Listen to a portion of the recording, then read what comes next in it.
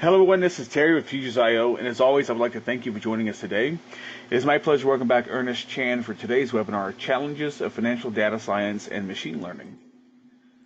Throughout the webinar, if you have a question, please feel free to type them into the questions box, and we'll do our best to answer them at the end of the event. This webinar will be recorded and posted on the Futures.io website within 24 to 48 hours. If you're watching this afterwards on YouTube, please do us a favor and give us a thumbs up if you enjoyed the webinar. And as always, please feel free to share, comment, subscribe to our channel. It really helps us a lot. For trading news, events, and information, follow us on Facebook, YouTube, and Twitter using @Futures.io. And now, without further delay, I'll hand it over to Ernie, and you'll get the pop-up to share your screen again. All right, looking good. She's all yours, sir. Thank you very much, Terry. Thanks everyone for joining us at the today's webinar on financial data science and machine learning. Some of you may have been readers of my blogs, my blog and my books, and you probably are familiar with my former opinion that artificial intelligence is not particularly useful for trading. I said this, as a former machine learning researcher for some years at the IBM and Morgan Stanley, and I have tried applying machine learning to trading for many years without, frankly, a lot of success. So a question that I think some of you may have is, what changed my mind about machine learning? Why machine learning now? To explain this, we have to go through, go back to what is the alternative method of creating quantitative trading models, and those are typically single-factor linear quantitative models that I and many other quants have been creating traditionally. A simple example would be, let's say you decided that certain pairs of stocks are co-integrating, and therefore you apply a Bollinger Band mean reverting trading strategy on them. Or you decide that there is a trend following phenomenon on, let's say, bond futures, and you decide to apply some simple trend following indicators on the bond futures. And oftentimes they have worked and they continue to work to some extent, but these are what I call single factor, and they are typically linear quantitative models. And the problem with this model is that they are very easy to replicate. Many traders are aware of them, and maybe not exactly, not everybody not necessarily trading exactly the same version, but there are a lot of similarities between the different versions that, let's say, trying to capture the trending behavior in bond futures or the mean reverting behavior in a pair of stocks. And these models, because of crowding or overcrowding, necessarily have decaying alpha over time. A lot of, for example, stat-up traders have been finding that stat-up models on US stocks have been declining in returns over years. A lot of Forex traders have also found that trading Forex using traditional models have been less and less profitable. There may be many causes, but overcrowding is certainly one concern. So now, machine learning, I would suggest, is one solution to this overcrowding problem, and I will address it in the next slide. And the reason for that is mainly because even if you have the same input data, it is very unlikely that two different machine learning models will generate exactly the same trade. The other issue that has been plaguing machine learning previously has been the issue of overfitting. Many times we have found previously that no matter how great the backcasts look, whenever a machine learning model goes live, it never behaves in the same way in a true out of sample fashion. And the reason for that is generally attributed to the fact that machine learning models are very complicated, have many parameters, and because of the limited amount of data that we can train these models, the parameter fitting process is typically overfitted. It typically fitting to noise rather than truly persistent patterns in the data. However, a lot of the recent advances in machine learning are designed to overcome this problem. I will hope to describe one or two of these devices, but some of these are basically ensemble training, namely that you average over different models. Some of these are things such as cross-validation. Others are more sophisticated methods such as what is Dr. Lopez-Ibarra called CPCV, combinatorial purge. What is that? CPCV is combinatorial purge cross-validation, CPCV. Yeah, and so some of these I will discuss as well in this, at least the overview of them in this webinar. And then there are also the concern that machine learning models are hard to understand. They are unintuitive. They are black boxes, and so when it fails, nobody knows why they fail. So a lot of traders are hesitant to use them. But again, new tools in machine learning have tried to introduce more transparency into this. Some of these methods we are under current active research by our group at QTS Capital, and other tools are well known, such as things such as feature selection. And so forth, that's something that one can use by understanding exactly what predictors are important for quantitative models. And finally, and I think that is the most important point, why machine learning can now be used in a much more fruitful direction than in the past, is that it can be used as a risk management and capital allocation layer instead of as a primary signal generator. So in that case, it's only used in a sense to filter the underlying signals that your training model generate. It is not used to generate the signals themselves. So you can view it as risk management tool, and as a result,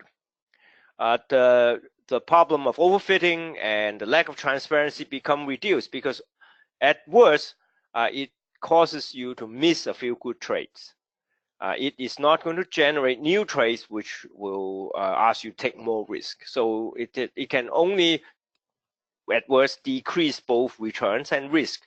It would not increase risk overall. So that, I think, is one of the most productive use of machine learning that we have found.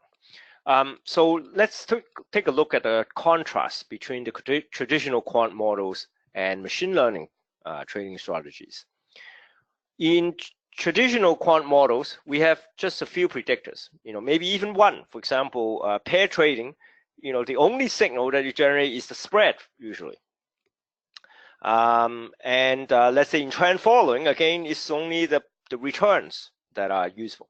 But in machine learning models, you have multiple, sometimes hundreds of indicators. You can just throw in whatever you have, you can think of, because the machine learning algorithm is going to decide which one of these are useful, which one are not. So, you do not need to be afraid of throwing in hundreds or thousands of silly indicators or various inputs into your algorithm and fearing that it might overfit.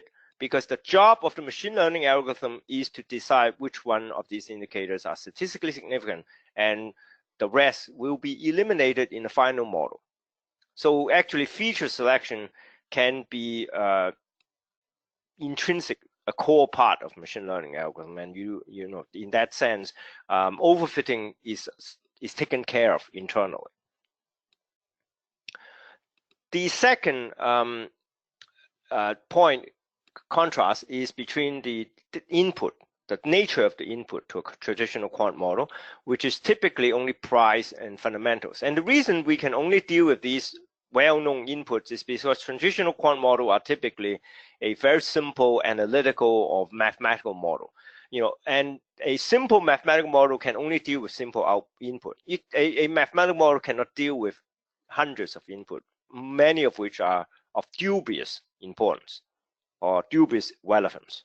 So you can only take inputs that you know are relevant and build an elegant, simple model on it. And sometimes that's good, sometimes that's not sufficient.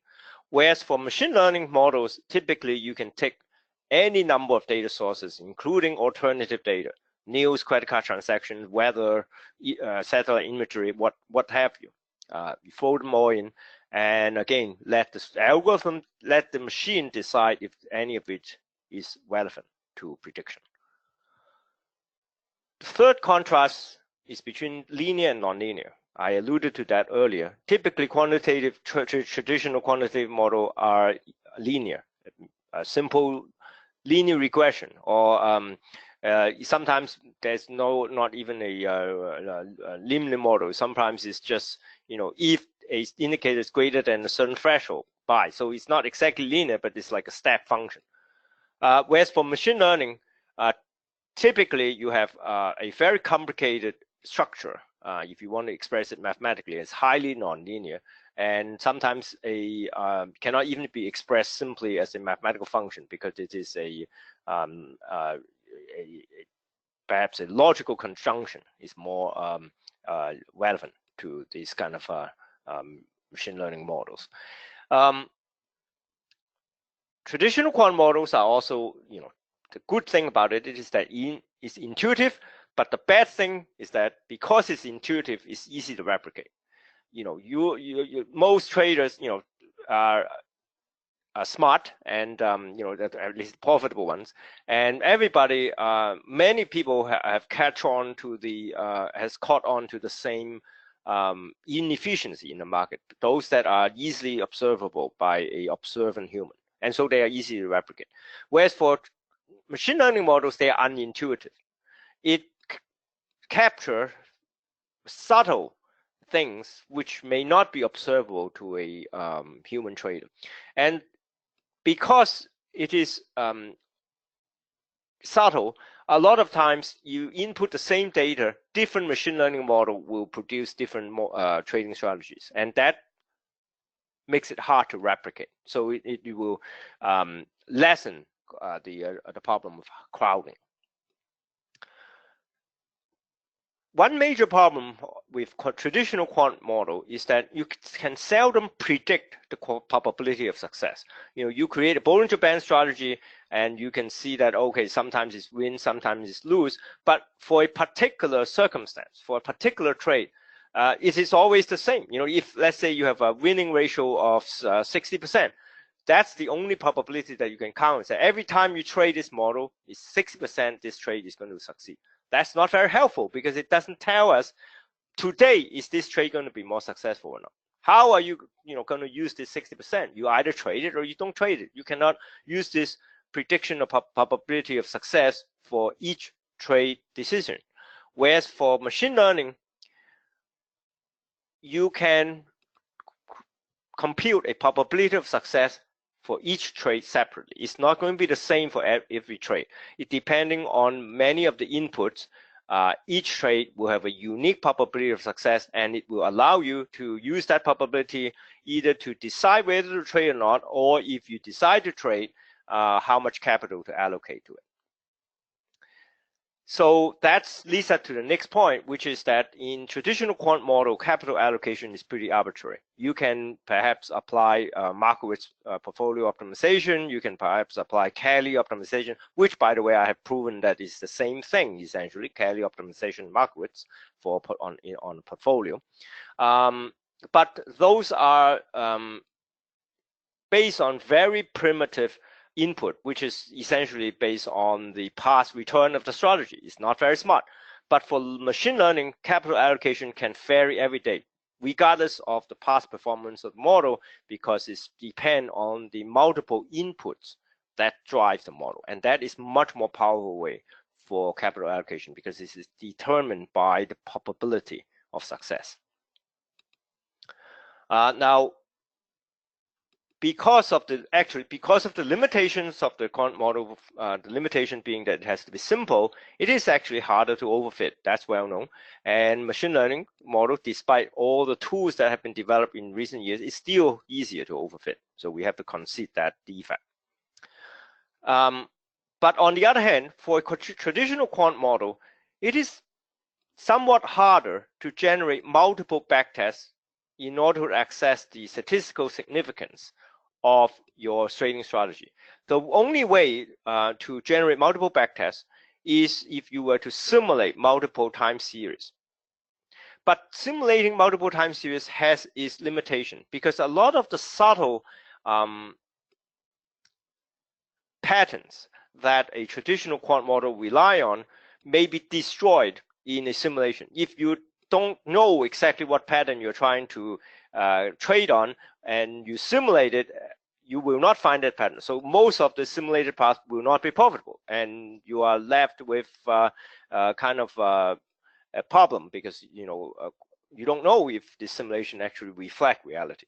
Whereas for machine learning, because the machine explicitly use past data to train the model, there is a way to generate multiple backtests that uses bootstrapping, uses the original data, and it can guarantee that it captures all the features of the original data.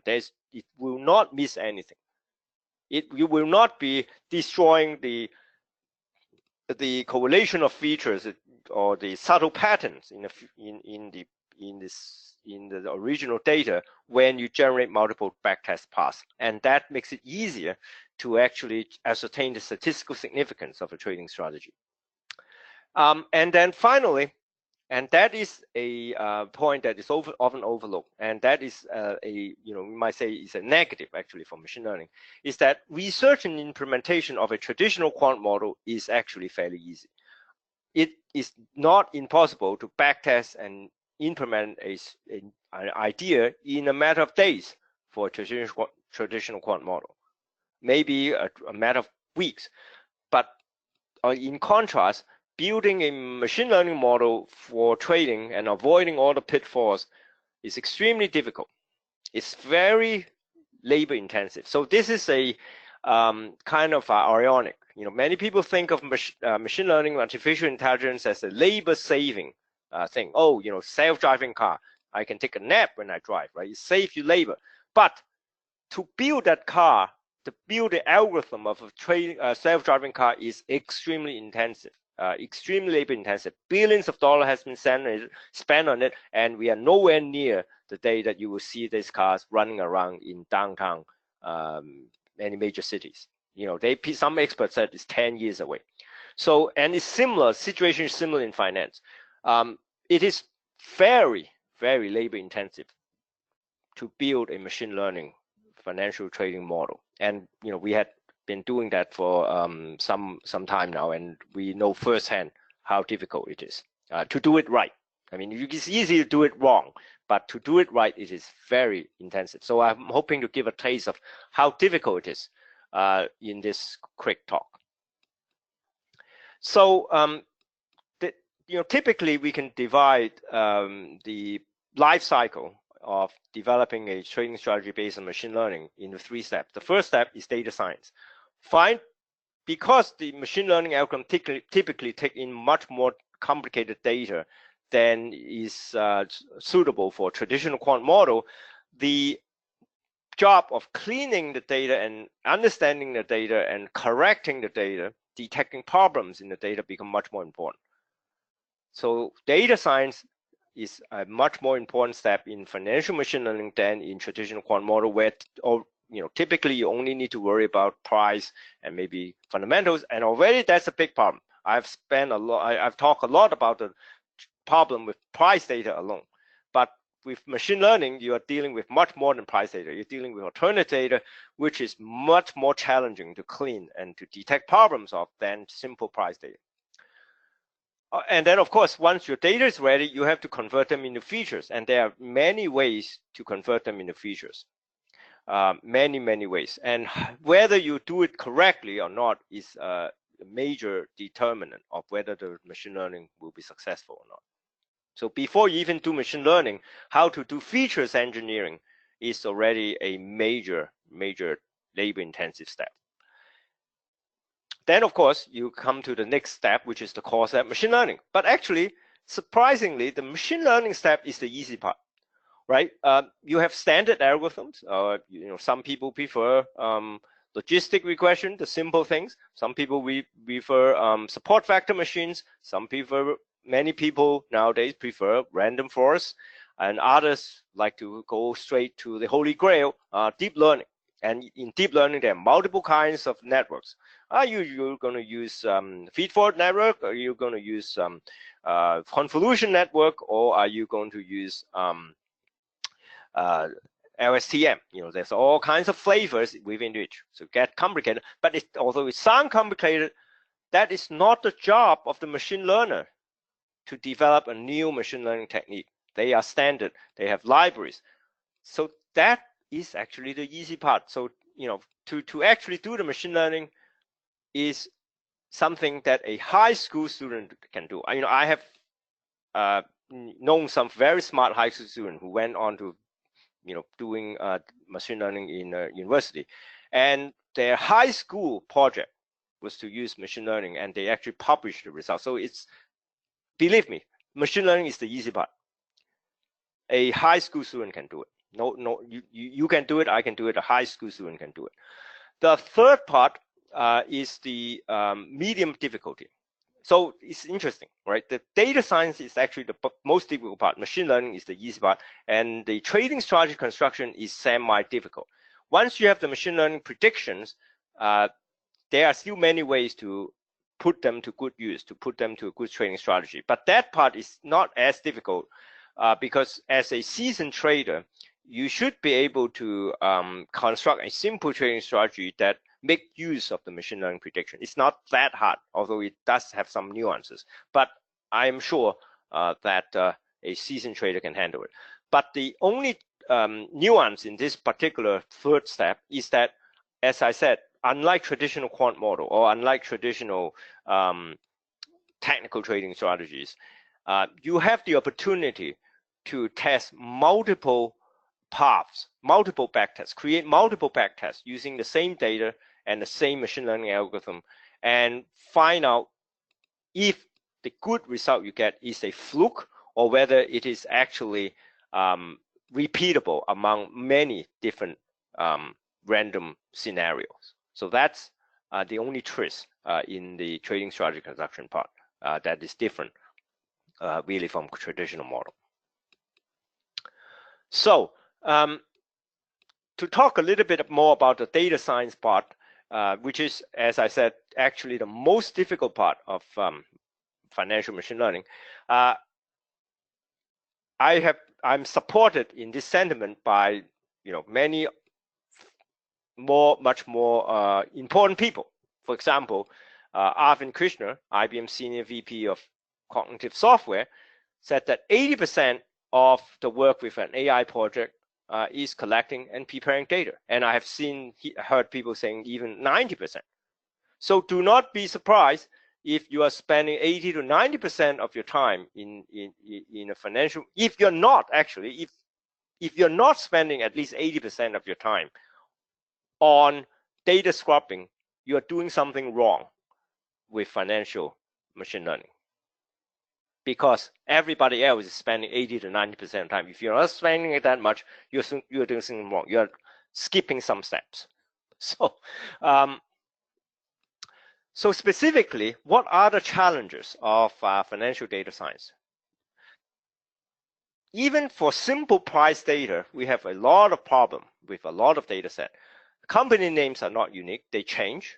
Sometimes two different companies end up having same name, but over a different time in history. Ticker symbols are not unique. Sometimes the ticker symbol change. Sometimes two different companies reuse the same ticker. Now, a professional data set has unique security identifiers, things such as QZIP, but QZIP also changes. It's not unique. So when you are dealing with multiple data sets and you have to merge them,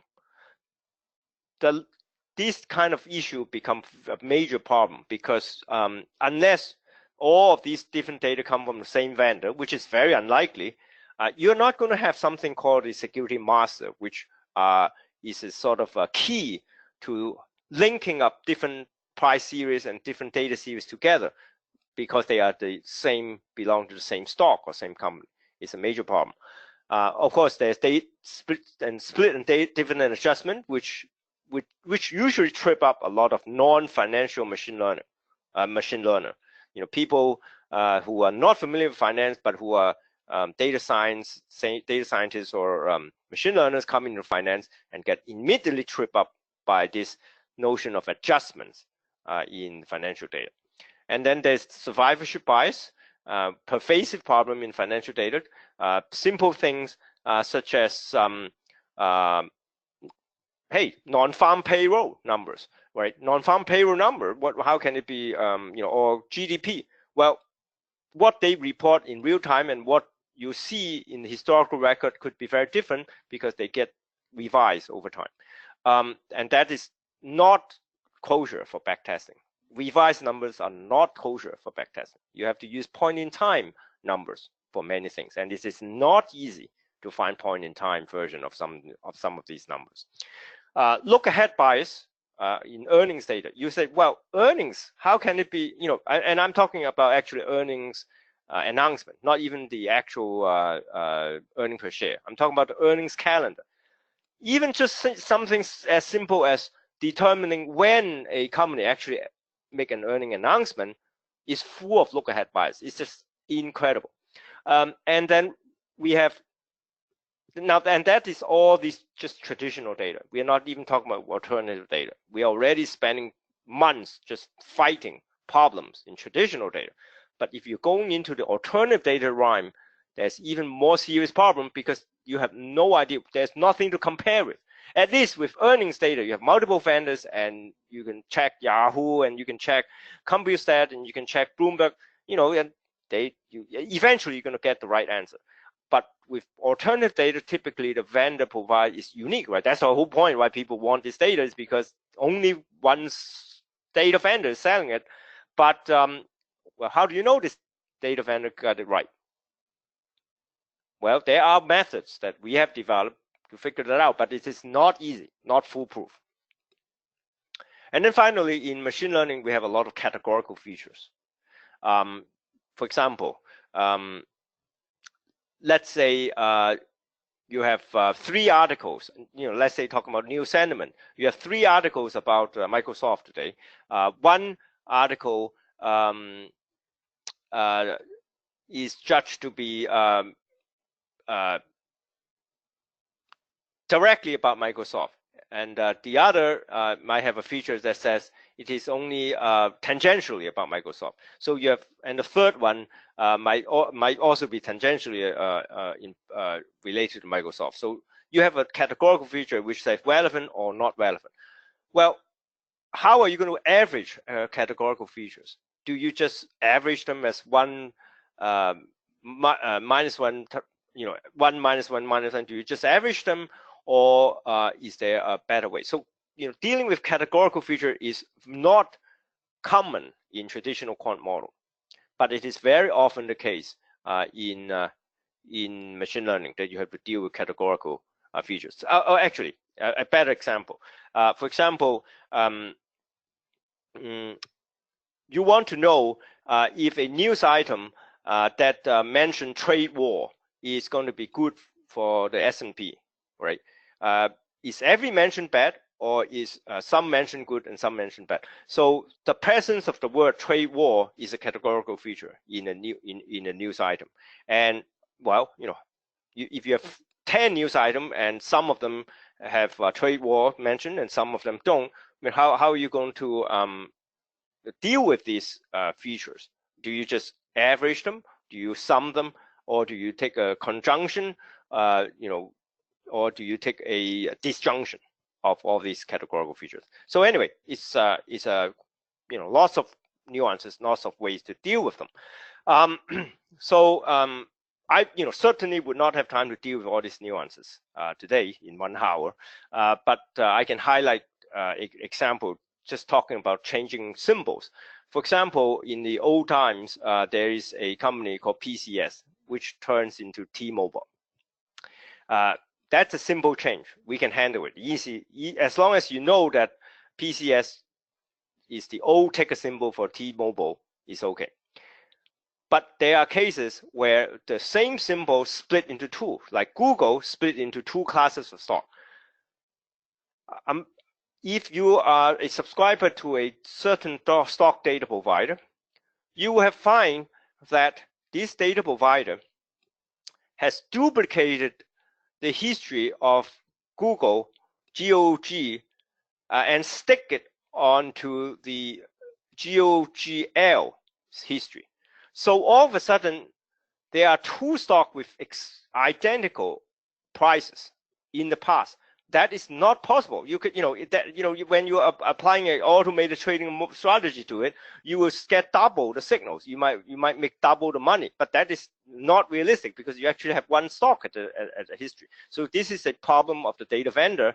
But how are you going to detect it? It's not easy to detect it because let's say you run a program to detect identical price series, and you might miss it. I did that and I missed it. I didn't even realize it. And the reason I missed it is because I was running this detector, the duplicate detector, on the adjusted price history. When you have dividend and split adjusted the price history, these 2 price histories actually look different.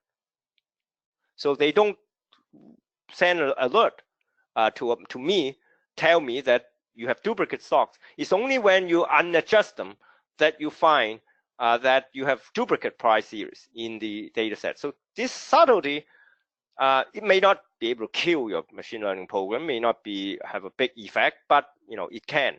So there's all these subtleties that you have to sort out, even just dealing with price data. And particularly when you're trying to merge this data with a non-price data set, it's going to be quite a hassle. So you better just fix 1 data set at a time before you merge. Otherwise, it's going to be a nightmare. Okay, survivorship bias. Now, it is easy to show a data set has survivorship bias than to prove that it doesn't. A limit test I find is whenever you get into your hands a stock database, check to see if it has Enron, Welcome, Lehman Brothers, Pets.com, Toys R Us. If you're missing any of these, the data set has survivorship bias, and you should be very wary in using it. But even if it contains all of these, it doesn't prove that it's a good database. The only database that is practically foolproof is CRISP.com, but CRISP.com is extremely expensive because it is an offshoot of the University of Chicago business school. So it's the Center for Research of Security Price. I think a database is typically for simple daily data, several thousand to tens of thousands of dollars easily. So unless you are in academia or with a major institution, it is not easy to get very clean survivorship bias free stock data. So far, I have not found any that is truly survivorship bias free in terms of daily price data. That outside of CRISP. Okay, so Lookahead bias. As I mentioned, even learning announcement database, just the timing of the learning announcement has Lookahead bias because a company oftentimes changes the earning announcement date on the day of its expected announcement. So when you look at a database that used to be like, for example, Yahoo, you will find that the announcement date is when it actually announced, but it is not the expected announcement date. You could not use that date for trading because no one knows actually when the exact announcement occurred because the company keep changing it. Sometimes it's postponing it, but on rare occasion it is making pushing it up forward in time. So that is a very major problem. So because backtesting strategy, you can only use information that is known at the time as you execute a trade. So these sort of after the fact and then earning announcement data are unhelpful. It is going to create a look-ahead bias. And the only vendor that I know of which provide a point-in-time database for earning announcement date is Wall Street Horizon. I actually have written a blog post about research based on that. So that's interesting.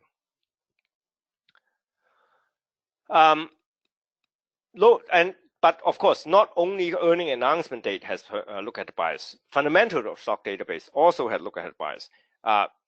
That's why there's a so-called regular CompuStat and a point-in-time CompuStat database. The regular CompuStat database has look-ahead bias. I frankly don't understand why anyone want to buy the regular CompuStat database, because you cannot use it for backtesting. You cannot use it for research. Who is going to buy it? I cannot figure it out. Point-in-time, of course, charge extra money. The reason is the difference between regular and point-in-time is that many companies will revise the earnings in future quarters. Some companies, three years later, suddenly do a whole bunch of revision of the earnings numbers 3 years ago. And the CompuStat regular will capture the latest numbers 3 years later and pretend that was known at the time of the earning announcement. Of course, if you use that numbers for your machine learning algorithm, it is a 3-year look-ahead bias that you're suffering. Interestingly, a much more retail-friendly database, Charade, which is available from quanto.com, the SF1 database distinguishes between as reported, which is point in time, and most recent, that is a revised data. So actually, you don't need to go through CompuStat to get this kind of data, which does not have look-ahead bias.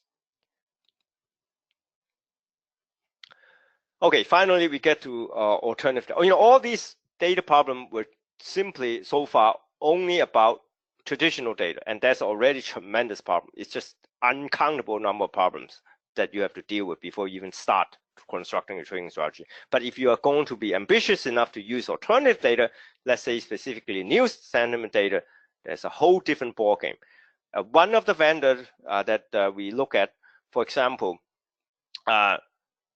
produce some daily sentiment numbers for our backtest.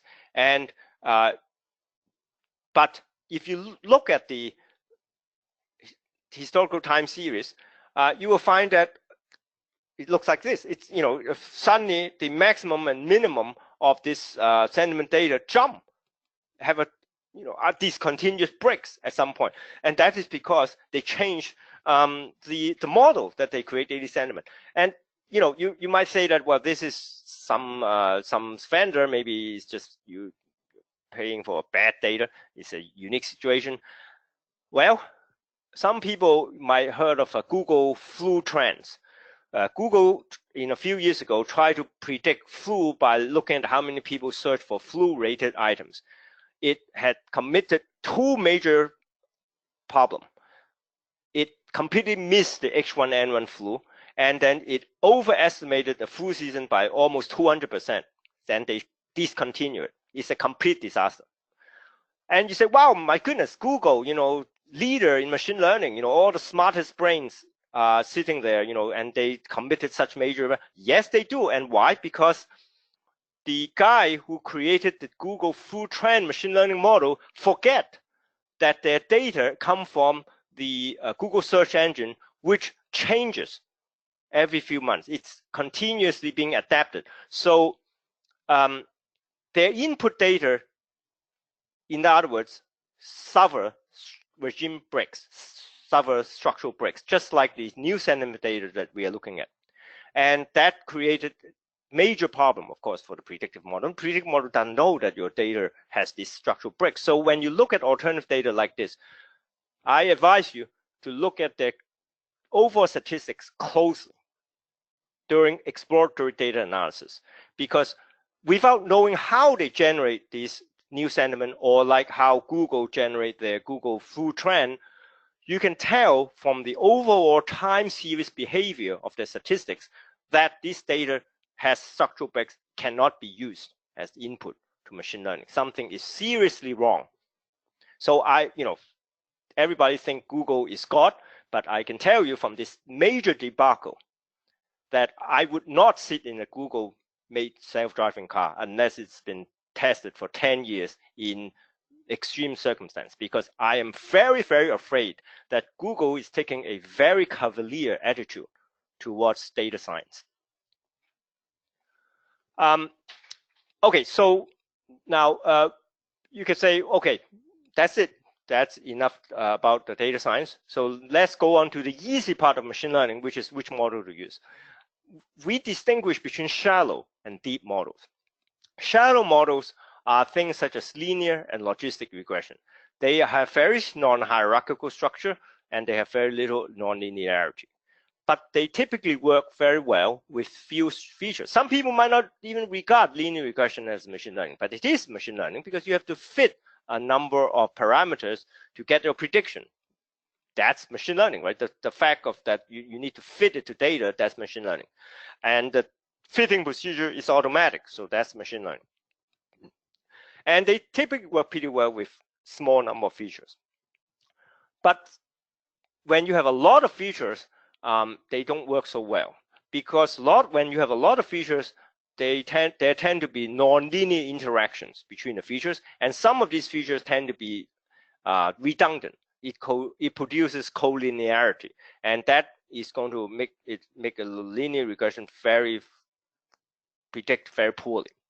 So when you have many features, especially features that might be redundant or features might be useless, you need deep models, deeper models, not necessarily deep, but deeper models. And random forest is what is most commonly used. Now, of course, you heard of deep learning. Deep learning is, you might call it the deepest possible model. But deep learning has a problem, which is that the number of parameters can be in the tens of thousands. Tens of thousands. The number of parameters can be more than your input data points. So it is clearly unsuitable for a lot of financial data, unless you're using high frequency data. Otherwise, you have 10,000 data points and you fit it to a model with 20,000 parameters. Good luck with overfitting, right? So I'm not going to go through these details about random forest. I think you can find it in any website and textbook. But one interesting question is it better to use regression or reclassification? That problem often come up. And we've tried both. Generally speaking, classification is easier than regression. Classification means that you want to predict whether the market is, let's say, the stock is going to go up or down. That's classification. Regression means you want to predict exactly how much the return is going to be. Of course, that intuitively sounds more difficult, and it is more difficult.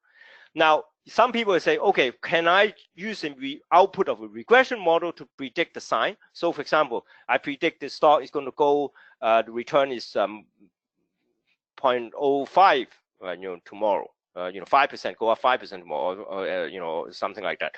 Well, obviously, it means that it's going to go up. So I can use a regression model to predict sign, right? Not so easy. Typically, if you use the output of a regression model and look at its accuracy for predicting sign, it's very poor. A regression model does a very poor job of predicting whether the price is going to go up or down. So the precision of the prediction is a illusion. It can't even predict whether it's up or down correctly. For a trader, it is most important is whether you are losing or winning, not whether you're winning 1% or 2% sometimes, right? But regression fails miserably in that task. So classification is generally the preferred paradigm for financial machine learning. Regression can be used, but perhaps as an auxiliary tool. So that's my experience, my recommendation. There is a debate on this problem on Twitter. If you go to that thread, even I got drawn into this debate, but you can see some back and forth on the merits of classification versus regression. Okay, so finally come to the topic of meta-labeling, which I regard as the most important application of machine learning. And I think I'm not alone in this. Meta-labeling is a term, I believe, coined by Dr. Lopez de Prado. Maybe he, somebody else have used it before him, but I didn't trace back to the scientific history of this this term. But certainly, Lopez de Prado has popularized this concept in his book. Now, what meta-labeling is generally a model, a machine learning method to improve on a underlying trading strategy that may not be created by machine learning, what we call a base model.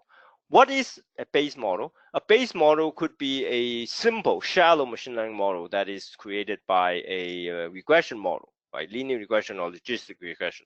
It could come from a simple time series, linear time series model like Garima or Garch. It could come from a simple factor model. It could come from simple technical indicators, technical analysis, chart readers.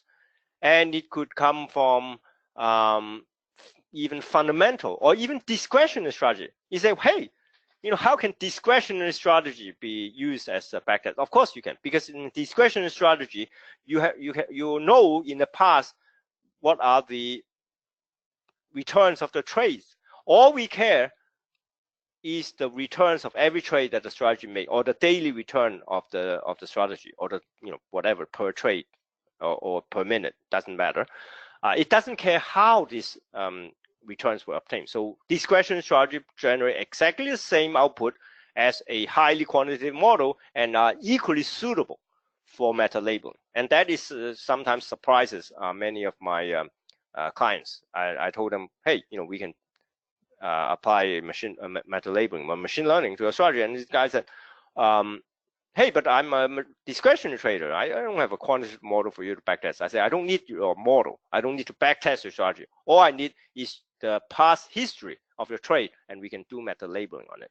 And so, which means that your current trading strategy, whatever you're trading, no matter how you get your signal, no matter how you trade, is suitable for meta-labeling, right? Just the first model that you should apply meta-labeling on is the one that you are currently trading. So what is meta-label? Meta-label is simply saying that you apply a label of 1 to a base strategy signal that is profitable, and you apply a meta-label of 0 if it is unprofitable. Okay, so that's simple, right? If it makes money, it's 1. If it doesn't make money, it's 0. And the machine learning model is trying to predict when your trading strategy is going to have a meta-label of 1. That is, when it's going to be profitable, and when your trading strategy is going to be not profitable. And it will also output a probability to tell you whether it's going to be profitable or not. So naturally, if the probability that is profitable is less than 0.5, you're not going to trade it. Now, you might even be sneaky, or to say that, hey, if it says that the probability is less than 0.5, shouldn't I trade the opposite signal? Usually, that's not a good idea. Usually, the meta-label model, because they are tuned to a certain recall and precision, they are tuned to eliminate loss. It is not tuned to capture more return. So it is not very wise to flip the signal and say that, oh, why don't I just trade the opposite if the meta-label model tells me that this is going to be losing trade? Because oftentimes a lot of the losing trade might make a little bit of money. Actually, they're not losing. And some of them might actually make some money, just miss them. But that's not the point. The whole point of the meta-label model is a risk management strategy. It tries to avoid losses. So it will try to exclude as many trades as possible. That's how it's optimized. And if you're trading the opposite, you might end up trading some of the good signal in the opposite direction, and you're actually going to increase your risk. So I do not recommend using meta-label model as a signal generator. But it is a perfectly reasonable technique for risk management and for capital allocation, because the probability itself can be turned into a metric for capital allocation. If you know that the probability of your trade of success, your trade profitability is 1, you will bet your house on it. If it says the probability is 0.5001, you might not want to even invest in it, even though theoretically it's going to be profitable, right? So that's how it can be used for capital allocation. So you might ask, in concrete terms, where you're going to get the features for meta-labeling. Since you already have a basic trading strategy and you have put all your thoughts into it, what are the features that are going to be used for this meta-label machine learning model? Well, just create any number of technical indicators, right? I'm not a big believer in technical indicators, but as a risk management layer, no harm. If the machine learning algorithm tells you that these technical indicators does work to lower the risk, I'd be happy to use them, because I don't use them for generating signal. I only use them for capital allocation. So where do you get these technical indicators? There's a popular GitHub site for that, and as an example of a successful meta-label model, I refer you to Quant's portal. That's a site that has a beautiful demonstration of how meta-labeling is used. Okay, so anyway, after you get your probability of your model, you get you can, as I said, decide where to trade it based on some threshold, and then you will compute your performance metrics. That part, as I said, is not difficult. Any seasoned trader know how to do it. And as I said, capital weighting can be based on probability, which I'm therefore also going to skip. So what is more interesting, however, as I said, in the difference of backtesting methodology between a traditional quant model and a machine learning model, is the notion of robust backtesting. Typically, in a traditional quant strategy, you use historical path, the actual historical data to backtest, and you have one single path, and you compute all this Sharpe ratio and maximum drawdown and whatnot, and decide based on that one path whether you're going to trade or not invest in this strategy. But in machine learning, you can create multiple paths, because the trading strategy, as I said, the beauty about machine learning strategy is that given the same data, you will have multiple different versions, depending on exactly how you train your model and how you tune the model. And this can be put to use to create multiple backtest paths, multiple trading signals, to judge in aggregate whether the methodology is correct, whether the features are useful in prediction. Okay, so let's now, even in a traditional model, if you want to create multiple backtest paths, the only thing you can do is to create enter simulated price series or simulated fundamental series, which is even more difficult, and then run your same strategy on the different time series, and then gather a histogram or Sharpe ratio based on the different simulated paths. But in machine learning, you could have exactly the same data without any simulation and train multiple models on the same data and create multiple backtest paths without the problem of generating simulated paths, which is always a problem, because simulation can never capture all the relevant patterns in the financial market. So that I view as a major advantage of machine learning. So now, but if you really want to simulate historical price path, there are multiple methods. You can use a Riemann model. Again, you can use even use a neural network or generative adversarial network. There are all kinds of ways you can generate simulated price series, but all of them have the limitations, as I said. Whereas in machine learning, there are a powerful method that I believe it's also invented by Dr. Lopez Di Prado, is called CPCV. But to understand CPCV, I will end this talk by explaining a little bit, capturing a little bit of the intuition between traditional cross-validation and CPCV. In traditional cross-validation, you are using different parts of the data as test and train set and creating forecasts based on that. However, the key thing about ordinary cross-validation is that the test set never overlaps. And so because the test set never overlaps, the prediction on each data point, on each row of the data is unique. There is only one forecast per data row, and therefore, despite training different models, because different training set, of course, is going to create a slightly different machine learning model, right? But despite all these different models, because they output on non-overlapping test data, they all create just one backtest path. They have one set of predictions historically, no different from the traditional backtest. Right? So cross-validation, even though we create multiple machine learning models, do not eliminate the problem of a single path backtest. Where CPCV had this innovation, and I think it's brilliant. Okay, I think it's brilliant that you remove the restriction of a non-overlapping test set.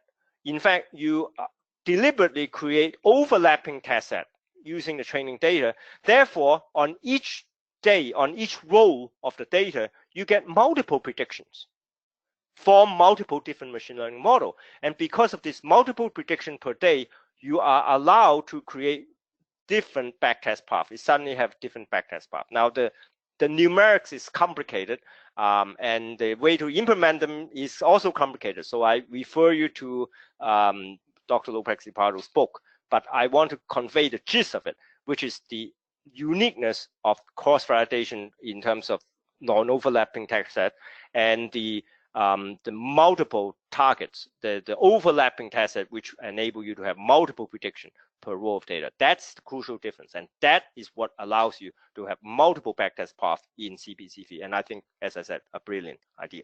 So I think time is almost up. So let me wrap up by giving you some what to do next slides. Books. I have covered some traditional machine learning techniques in my book, Machine Trading. It's not that advanced. It's very basic, but if you are not familiar with machine learning, you might start with that chapter in my book on artificial intelligence. A more academic overview on all a broad view of different machine learning algorithms, except for neural network. It can be found in Kevin Murphy's book, Machine Learning, A Probabilistic Perspective. I find it is a very clearly written book. He's a great guy. He's currently a researcher at Google. Now, of course, I mentioned many times Dr. Lopez-Lipardo's book, Advances in Financial Machine Learning, where a couple of important ideas we have learned from and described in this talk. Dr. Lopez-Lipardo also has a quantresearch.org website, which listed his enormous number of papers, and another website which describe a lot of machine learning technique and also give a extensive, beautiful example of how to apply metalabeling to trading is to be found in github.com, Hudson and Times. So please go visit that site. And what kind of languages you should use for machine learning? Typically, people recommend Python with the scikit-learn package. LightGBM is a slightly better package for specifically for random forest, and Keras, if you have to use neural network, Keras is a great interface for doing that. Keras is essentially an API that sits on top of Google's TensorFlow neural network package. I've used it. It's very nice. And the book that the developer of Keras wrote is simply excellent. Even if you're not going to use deep learning, I highly recommend it. For general machine learning know-how, highly recommend it. Francois Cholet is the author. But do not omit MATLAB. I think if you are a MATLAB programmer, there's no real reason to switch to Python. Because their statistics and machine learning toolbox and the deep learning toolbox practically covers everything. It's improving every half year. They have a new version. I think that it is, don't believe that you have to switch to Python if you are already a MATLAB programmer. You have got everything you need for machine learning in MATLAB. So if you want to take a course in financial machine learning, I have it. The online version is available at any time on my website.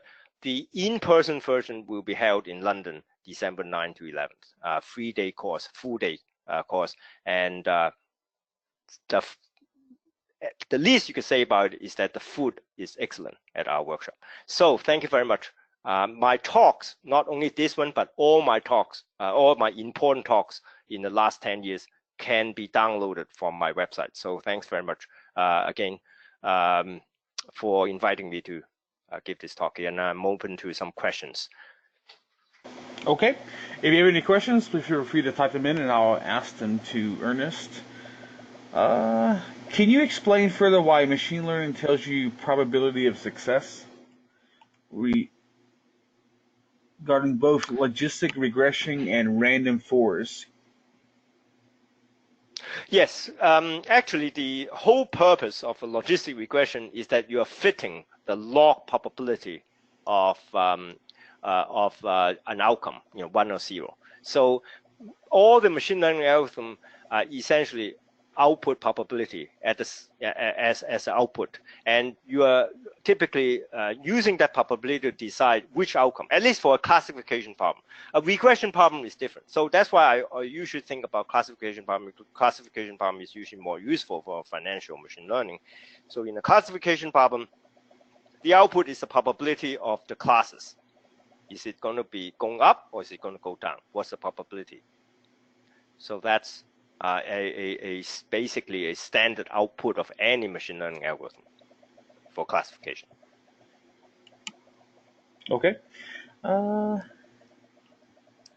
Have you evaluated any reinforcement learning machine learning models for trading? Yes, I actually have a student, a master thesis student at Northwestern that has written a thesis with my supervision on a kind of reinforcement learning, and I have also read different people's, heard different talks on reinforcement learning, and some of them claim success, but I have not been able to replicate any of these results. And my student's thesis certainly produced a negative result on that. Okay. I think that's all the questions. We're over time. Thank you for the webinar, for the information, for spending some time with us this evening, Ernest. Thank you for inviting, Terry. Have a good evening, everyone. You too. Thank you.